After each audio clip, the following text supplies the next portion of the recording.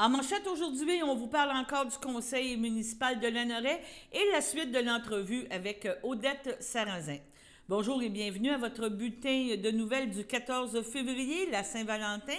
J'espère que vous avez une petite pensée pour votre conjoint. C'est important de souligner cette date-là de quelque façon que ça soit. Maintenant, on passe avec la première nouvelle. On vous parle de Lanoraie.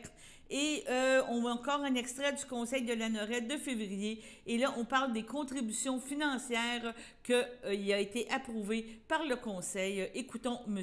Villeneuve. Point 12. Organisme bassin versant l'Assomption. Il est proposé à pied résolu qu'un montant de 229,95 taxes incluses soit autorisé pour notre adhésion à l'organisme bassin versant l'Assomption pour l'année 2025. Vous connaissez les organismes de bassin versant. Donc, ils ont des mandats du gouvernement du Québec et ils ont des territoires très, très délimités, chacun des OBV qu'il y a au Québec.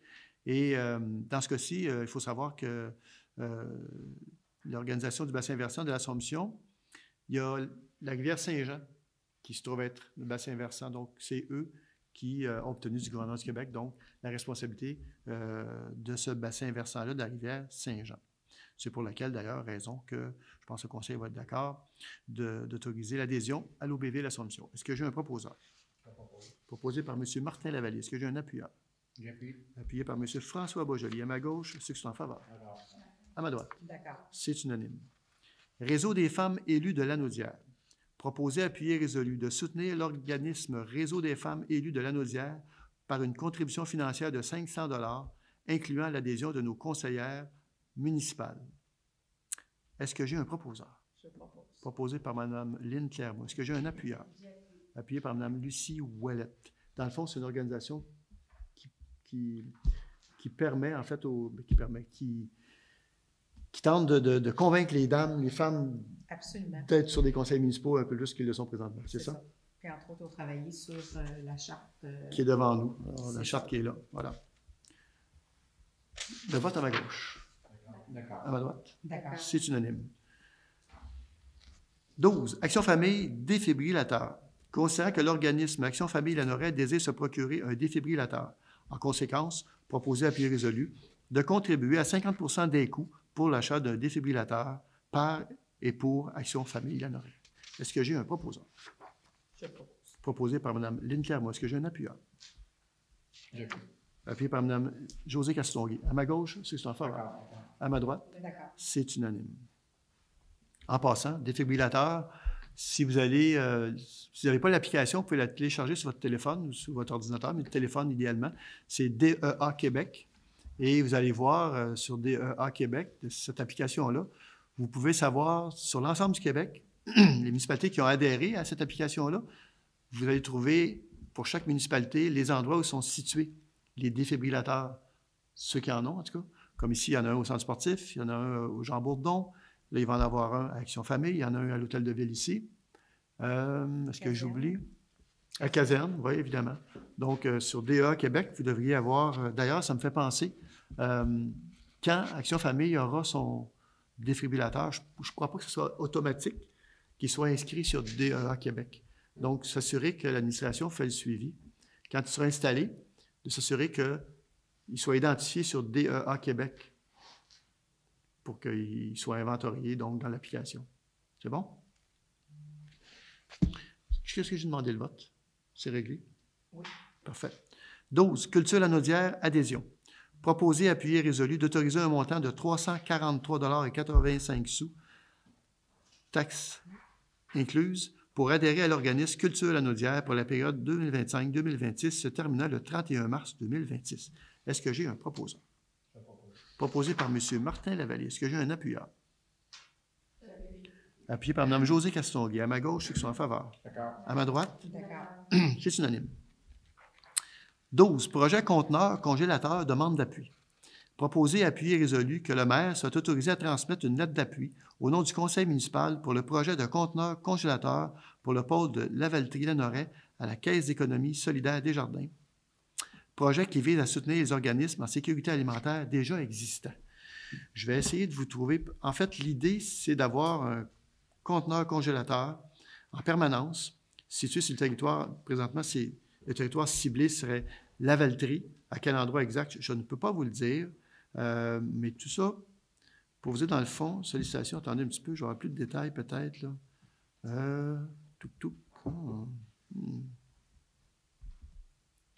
En fait, je pensais que j'avais le truc, mais bon, je ne l'ai pas ici. Je pensais que je l'avais. Dans le fond, c'est ça. L'idée, c'est de pouvoir avoir un endroit où on peut avoir plus de... Notamment, c'est pour la nourriture, évidemment, les viandes ou les légumes, tout ce qui peut se congeler, pour avoir un endroit où les gens pourront... ils vont... Ah, je vais aller un petit peu. Ça va être bien plus clair demain. Donc, le projet vise à soutenir les organismes en sécurité alimentaire déjà existants en proposant un moyen d'optimiser la distribution, l'entreposage, de réduire le gaspillage et de favoriser le glanage pour le pôle de Lavaltrie-Lanoraie. Il répond au manque criant d'entreposage. Ce projet répondra donc aux besoins grandissants de la population vulnérable, familles monoparentales, aînés, familles à faible revenu, personnes malades, proches aidants. Et évidemment, ce projet-là aussi a été retenu parmi plusieurs autres projets. Alors, il est en liste, là, en finale, si on peut le dire comme ça, là, pour pouvoir justement avoir le OK. Je pense que ce n'est pas terminé, mais ça semble assez positif pour la suite des choses. Alors, on souhaite bonne chance. Le projet, c'est Canoë collectif. Donc, c'est M. Serge Beaupied qui est en charge de cela. Voilà. Donc, ça me permettrait de pouvoir signer une lettre comme quoi que le conseil municipal appuie le dit projet. Est-ce que j'ai un proposeur? Je propose. Proposé par Mme Lynne Clermont. Est-ce que j'ai un appuyeur? Appuyé par Mme Lucie Ouellette. À ma gauche, c'est qui sont en faveur. D'accord. À ma droite, D'accord. c'est unanime. En terminant, lors de ce conseil, il a été question aussi de sécurité routière et un dépôt de rapport du comité de sécurité routière a été déposé et des résolutions ont aussi été déposées. Écoutons cet extrait. Ça nous amène à 7.1, plan d'action sécurité routière. Avant d'aller plus loin et de lire la résolution, Madame la présidente du comité de sécurité routière, Mme Clermont, peut-être nous faire un petit résumé de tout ça? Oui, alors bonsoir à chacun d'entre vous. Donc, le 18 janvier dernier, il y a eu la présentation à Jean Bourdon du plan d'action en sécurité routière. Merci à tous les gens qui étaient présents. Ce fut grandement apprécié. On avait aussi la présence de Ward Van Laar, qui est de la Fondation de recherche sur les blessures de la route. Donc, qui nous a accompagnés tout le temps de ce travail de rédaction de plan de sécurité d'action.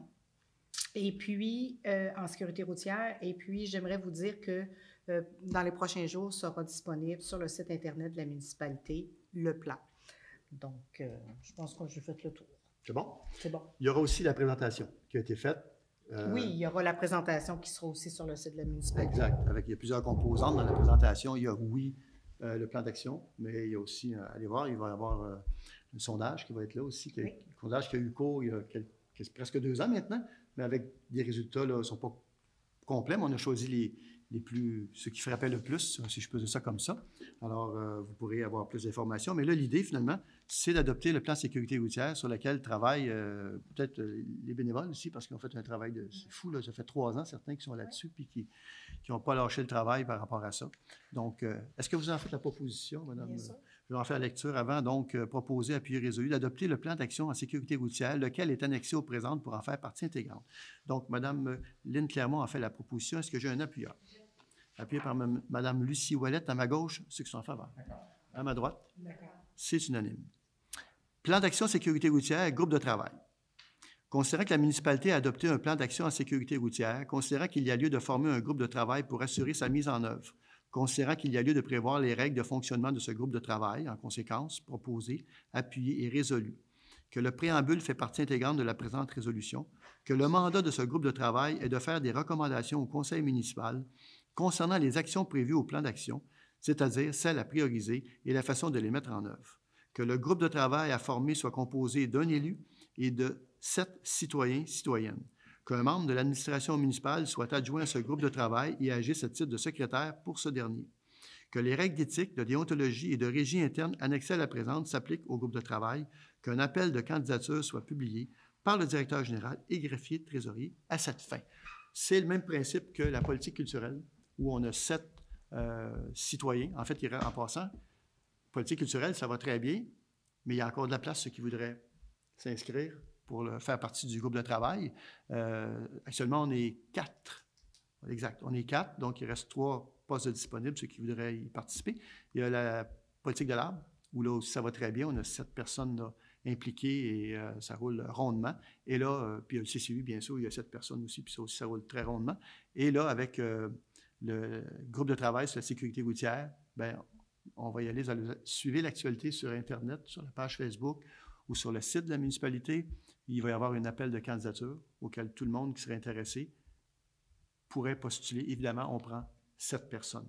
On va vous revenir avec le détail ultérieurement de cela. Ça va? Est-ce que j'ai un proposeur? Proposé par Mme Lynne Clermont. Est-ce que j'ai un appuyeur? Appuyé par Mme Lucie Ouellette. À ma gauche, ceux qui sont en faveur. À ma droite. C'est unanime. Et maintenant, en terminant, la Sûreté du Québec demande l'aide du public pour retrouver Mélodie Gagné, 17 ans, de Joliette. Elle a été vue pour la dernière fois le 11 février 2025 vers 10h30 dans le secteur de la rue Monseigneur-Forbes à Joliette et pourrait se déplacer à pied. Ses proches ont des raisons de craindre pour sa santé et sa sécurité. La description de la personne, elle mesurait 1,67 m, 5 pieds 5 pouces, son poids environ 45 kg, 100 livres, cheveux bruns, yeux bleus. La dernière fois qu'elle a été vue, elle portait un manteau beige, des jeans et des souliers noirs et blancs. Toute personne qui apercevrait Mélodie Gagné est priée de communiquer avec le 911. De plus, toute information pouvant permettre de retrouver cette adolescente pourrait être communiquée confidentiellement à la centrale d'information criminelle de la Sûreté du Québec au 1-800-659-4264. Sur ce, allons à la première pause. Votre station de télévision de Berthierville vous invite cordialement à son bingo hebdomadaire télédiffusé tous les samedis matins dès 9h30.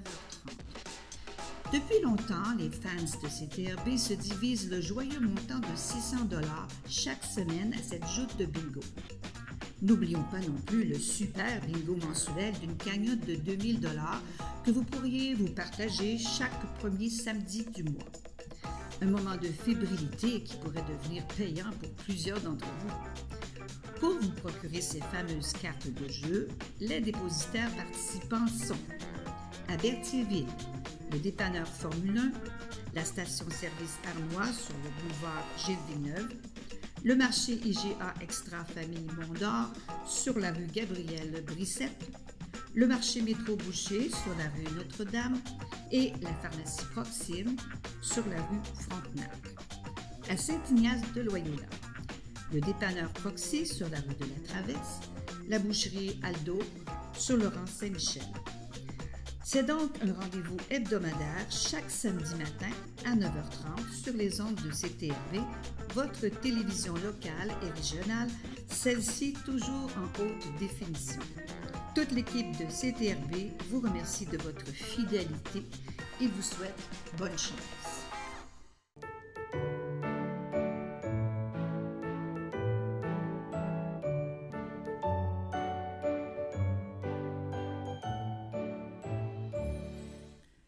Donc, bon anniversaire aujourd'hui à Roger Derome de la part du CABA en ce 14 février. Pour le 15 février, on donne bon anniversaire à René Lemieux, provenant des filles d'Isabelle, Solange Dubé et Francine Bedoin, qui viennent aussi de la FADOC de l'Île-du-Pas, et Claudine Dubé-Gagnon des filles d'Isabelle. Allons maintenant au 16 février. La FADOC désire souhaiter bon anniversaire à Paul-André Blain, Lynne Saint-Martin, Sylvie Bergeron et de la part du CABA à Lucette Mousseau. Nous continuons à vous présenter l'entrevue avec Mme Odette Sarrazin, qui a toujours été impliquée dans les dossiers environnementaux, comme vous le savez, et elle est venue nous parler de mise en garde mise en garde à la population sur l'implantation d'éoliennes par le secteur privé et des impacts que ça peut avoir sur notre vie et notre façon de fonctionner. Écoutons la suite de l'entrevue que Mme Sarrazin a bien voulu nous donner. C'est ça, c'est pas en étant précipité. Là, il faut, on va manquer d'électricité, La Jean-Claude, avocat du diable, à partir d'aujourd'hui, on n'a rien qu'à couper aux États-Unis, puis on va en avoir de l'électricité, là. Ben, Non, mais c'est pas fin, là. Ben... Non, mais oui, on pourrait dire ça. Mais c'est que, présentement, c'est que le gouvernement a donné des blocs d'électricité à des compagnies qu'on sait que ça fonctionne pas très bien. Là. Non, si on prend Northvolt, entre Non, autres. c'est ça. Puis ils nous obligent à nous en aller vers l'électrification, puis avec tout, que c'est tout. Est-ce que, je ne vous dirais pas pour clore, mais pour continuer à faire du chemin sur ce dossier-là, avez-vous eu des réactions? Avez-vous eu à date des commentaires où le gouvernement est complètement perméable à toutes vos demandes? Complètement imperméable. Non, c'est ça. Pour Il veut rien lui, savoir. c'est l'économie. C'est l'économie. C'est ça. On a besoin d'électricité, puis c'est ce que j'allais pour te dire tantôt. C'est que là, ils disent qu'on va être en manque d'électricité. Mais avec toutes les éoliennes qu'on a, parce qu'il y en a quand même. Il y a 46 parcs éoliens en opération présentement. On parle de la Gaspésie, on parle de la Sud. Il y en a dans le sud du Québec. Dans le sud du Québec, Sorel-Tracy, ils ont un parc là. En tout cas, il y en a déjà 46 en opération. Là, il y en a 15 en attente, dont Test Maurice, Test Canada et tout ça, là, et d'autres. Donc, il y a déjà, puis c'est déjà au privé, là, à part que Sorel-Tracy, qui est une coopérative, là, mais encore, c'est qu'on veut que ce soit public, que ce soit Hydro-Québec qui prenne toute la filière énergétique au Québec, qui la rende publique. Qui donne des contrôles, il amène des contrôles. Des contrôles, mais c'est parce que là, c'est ça, si on privilégie, chez nous autres, la Naudière, on n'aurait pas d'éolienne. Donc, parce que c'est des revenus, c'est que les compagnies nous vendent, c'est qu'ils disent, vous allez faire de l'argent. Fait que cet argent-là, si elle s'en va comme aux municipalités de Sorel-Tracy, bien l'autre municipalité qui n'a pas d'éolienne, elle n'a pas d'argent. C'est pas équitable. C'est ça que établir des redevances, établir des choses qui soient équitables pour tout le monde. Pour tout le monde. Parce que nous autres, si on pense à la Naudière, il semblerait qu'on n'a pas les corridors, les gisements éoliens qu'il faut pour établir des éoliennes. Par contre, c'est ça, ça serait là, s'il y a des agriculteurs là, qui écoutent aujourd'hui l'émission, puis si vous avez eu vent qu'il y a eu des ententes avec les agriculteurs, on aimerait ça le savoir. On aimerait ça le savoir parce que là, présentement, le Centre québécois du droit de l'environnement et des gens sont en train de voir, parce qu'il y a des agriculteurs que là, ils ne savaient pas tout ça. Puis là, il y en a qui voudraient se retirer de l'entente. Puis ils sont un peu mal pris. Fait que là, il y a un collectif, en tout cas, avec le Centre québécois du droit de l'environnement, les avocats sont en train de se pencher là-dessus, comment se défaire de ces ententes-là. Puis on espère que les gens, avant de signer des ententes, informez-vous. Est-ce qu'il y a des, je m'excuse de dire l'anglicisme, est-ce qu'il y a des deadlines, est-ce qu'il y a des choses que vous avez demandé au gouvernement, vous attendez à des réponses, vous attendez à quoi? Parce que tu me parles de BAC, il faut que ça se fasse. Bien, c'est ça. Bien, il y en a plein de bureaux d'audience présentement, puis c'est ça, on demande aux gens, ça c'est une des actions qu'on demande à toute la population, d'aller poser des questions. D'aller vraiment, si vous avez le temps d'écrire, on appelle ça des mémoires, mais écrire vos commentaires. Là, présentement, il y en a un justement ce soir à Mégantic. OK. Mais c'est ça. Mais là, c'est pour démarrer au milieu de février. Là, ce soir, c'est les premières audiences. Les gens peuvent aller poser des questions, les promoteurs sont là, les gens du gouvernement sont là. Il y a énormément de BAP. Je vous conseille d'aller sur le site du BAP. Peut-être je te donnerai ça. Je te donnerai les liens, là, parce qu'avec les BAP, c'est ça, il y en a partout. Il y a des neiges présentement, il y en a. Fait que ça, c'est une des façons que tout le monde, la population du Québec, peut intervenir et aller s'informer. Et aussi, c'est ça, c'est qu'aussi, toutes les municipalités ont reçu, les 1200 municipalités ont reçu une demande, c'est ça, de Vent d'élus, de l'organisation Vent d'élus, pour adopter une résolution pour demander un BAP générique. Un BAP générique. Toutes les municipalités du Québec ont reçu ça. Fait que donc, moi, je vous invite à aller à vos conseils municipaux et demander où est-ce qu'ils en sont dans cette démarche-là. Est-ce qu'ils ont bien reçu la démarche? Parce que des fois, ça se peut que ça n'arrive pas sur la table du monsieur le maire. Du conseil. Fait que donc, c'est des choses à faire parce qu'on Ça nous prend, parce que sinon, c'est la privatisation d'Hydro-Québec, puis ça, on n'en veut pas ça. Donc, c'est un gros dossier que tu as à t'occuper encore, que tu Bien, t'impliques je beaucoup. m'occupe, je suis par la bande parce que c'est en appui à toute la mobilisation citoyenne au Québec. C'est ça. Donc, merci beaucoup, Mme Sarrazin, pour ces précisions et ces informations. Sur ce, allons à la pause. Voici une plaque porte-clés des amputés de cœur. Quand vous utilisez une plaque porte-clés, vous protégez vos clés. Si vous les perdez, la personne qui les trouvera pourra appeler au numéro au dos de la plaque. Ou les déposer dans une boîte aux lettres. Puis, les amputés de guerre vous retourneront vos clés. Gratuitement! Commandez vos plaques porte-clés aujourd'hui à amputédeguerre.ca. Et améliorer la vie des personnes amputées comme moi. Merci.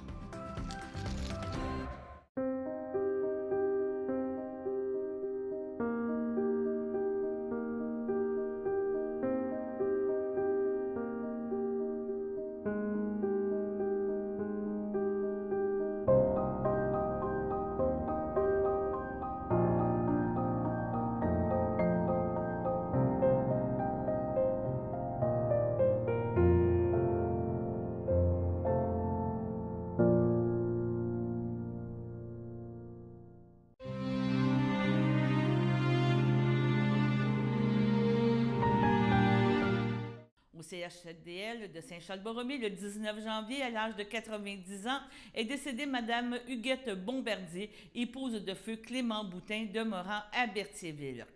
L'ayant précédée Monique, Paulette, Georgette et France Bombardier, elle laisse dans le deuil 16 enfants, Ginette Poulain, Raymond Baudouin, Richard Boutin, Feu Francine Gros, Marie-France Boutin, Michel Gaboury, Alain Boutin, Martine Lemay, Patrick Boutin, Sylvie Saint-Martin, ses petits-enfants, Sébastien Rousseau, Marie-Ève Rousseau, Dave Gadouri, Yann Gaboury, Yannick Boutin, Pascal Boutin, Kim Boutin, Chloé Boutin, Jérémy Boutin, Adriana Boutin, ses 8 arrière-petits-enfants, sa sœur et ses beaux-frères, belle-sœur, Réjeanne Bombardier, O'Neill Nisotte, Solange Boutin, Raymond Gosselin, Suzanne Boutin, Roger Turgeon, Nicole Boutin, Feu Gilles Blec, Rénald Boutin, Yolande Godbout, Feu Michel Boutin, ainsi que plusieurs neveux, nièces, autres parents et amis.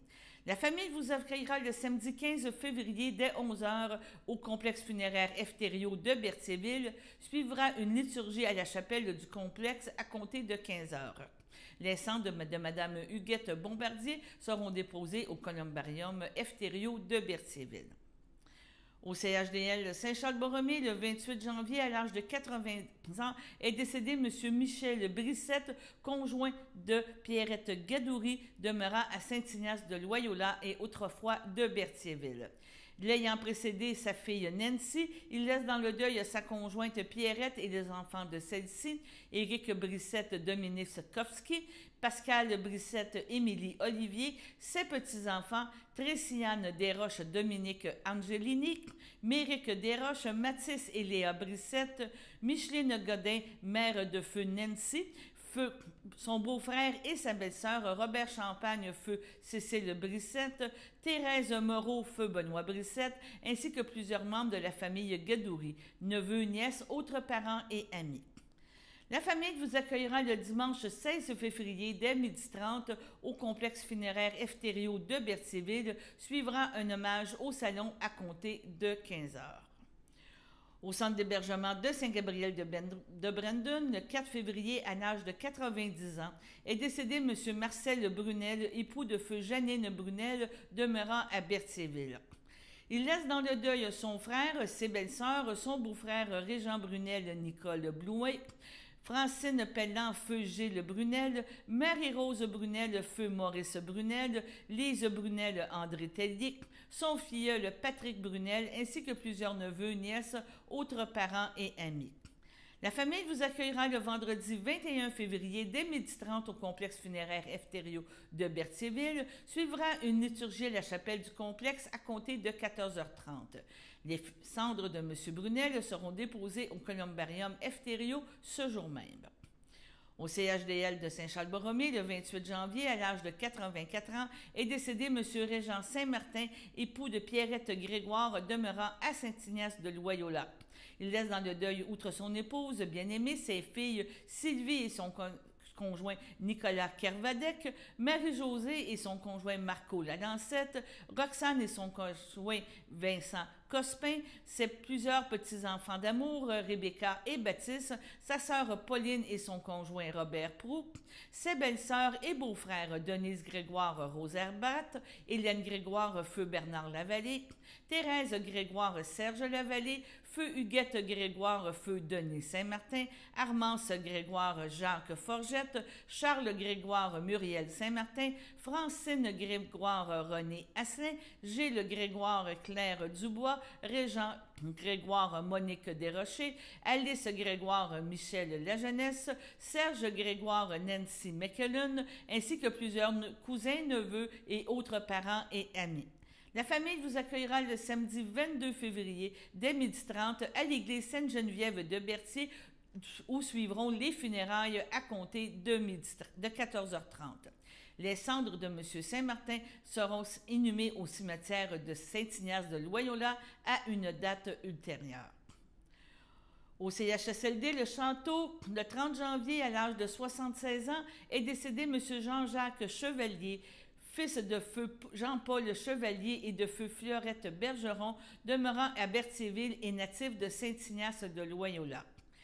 L'ayant précédé ses frères Julien et Benoît Chevalier, il laisse dans le deuil sa sœur, son frère et son beau-frère Lisette Chevalier, Julien Saucic, André Chevalier, feu Paulette Chaput, ses neveux Francis Chevalier, Véronique Marcille, Ghislain Chevalier, Marie-Christine Gravel, leur enfant Noam, Catherine, Gabriel et Victor, ses tantes, cousins, cousines et autres parents et amis. La famille vous accueillera le dimanche 23 février dès 12h30 au complexe funéraire Eftério de Berthierville. Suivra une liturgie à la chapelle du complexe à compter de 14h30. M. Jean-Jacques Chevalier sera inhumé au cimetière de Saint-Ignace de Loyola à une date ultérieure. Donc, mes sympathies à toutes les personnes éprouvées. Sur ce, maintenant, allons à la météo.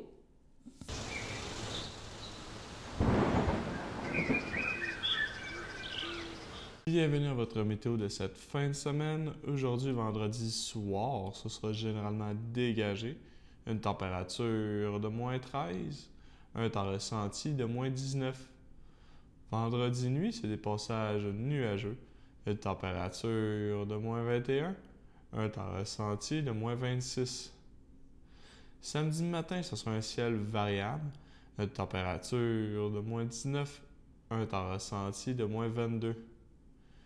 Samedi après-midi, ce sera plutôt nuageux, une température de moins 12, un temps ressenti de moins 16.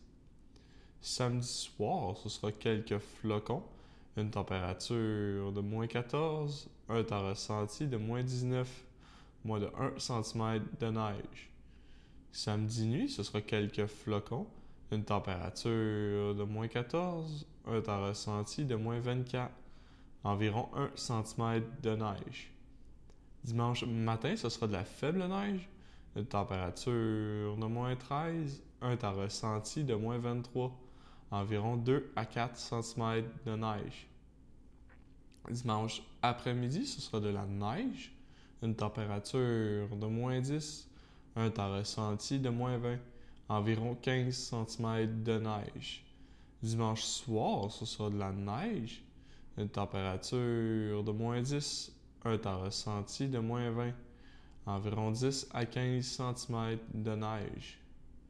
Dimanche nuit, ce sera de la neige, une température de moins 11, un temps ressenti de moins 19, environ 5 cm de neige.